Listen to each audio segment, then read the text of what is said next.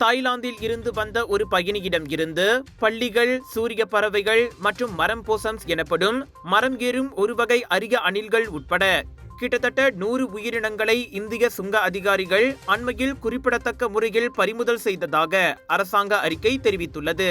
டிரான்துலா எனப்படும் 2 பெருஞ்சிலந்திகள் மற்றும் ஆமைகளையும் சுமந்து வந்த பயணி மும்பை விமான நிலையம் வந்தடைந்த போது பதற்றத்தின் அறிகுறிகள் தென்பட்டதால் அவர் தடுத்து நிறுத்தப்பட்டதாக சுங்க அதிகாரிகள் தெரிவித்தனர். ஜூன் மாத தொடக்கத்தில் தாய்லாந்தில் இருந்து வந்த டசன் கணக்கான விஷவிரியன் பாம்புகளை கடத்தும் ஒரு பயணி தடுத்து நிறுத்தப்பட்டதை அடுத்து இந்த பறிமுதல் செய்யப்பட்டுள்ளது. கைப்பற்றப்பட்ட வனவிலங்குகளில் ஓணான்கள், ஆமைகள், மெக்சிகோவின் மலைக்காடுகளில் இருந்து வரும் தேன் கரடி, ஆஸ்திரேலியாவில் காணப்படும் 6 சுகர் கிளைடர்கள், போசம் ஆகியவையும் அடங்கும். சுங்கப்பிரிவு வெளியிட்ட புகைப்படங்களில் 6 சுகர் கிளைடர்கள் ஒரு கூடையில் இருந்ததோடு இந்திய நாட்டவரை தடுத்து நிறுத்தினர்.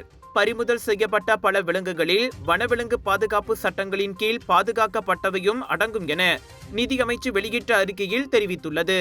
கடந்த 3.5 ஆண்டுகளில் தாய்லாந்தில் இருந்து இந்தியா வந்தடையும் விமானங்களில் இறந்த மற்றும் உயிருடன் 7000த்திற்கும் மேற்பட்ட வனவிலங்குகள் மற்றும் ஊர்வனங்கள் பறிமுதல் செய்யப்பட்டுள்ளன.